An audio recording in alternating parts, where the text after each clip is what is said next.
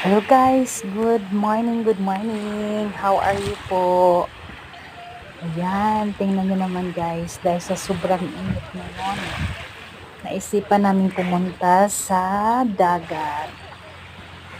Ang aga namin guys, 6 a.m. ng umaga. Aga pa ba yan?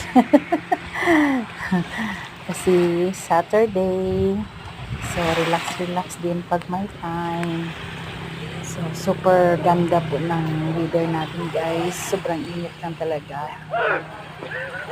So, this is one of the beach resorts po sa Medina, Misamis Oriental.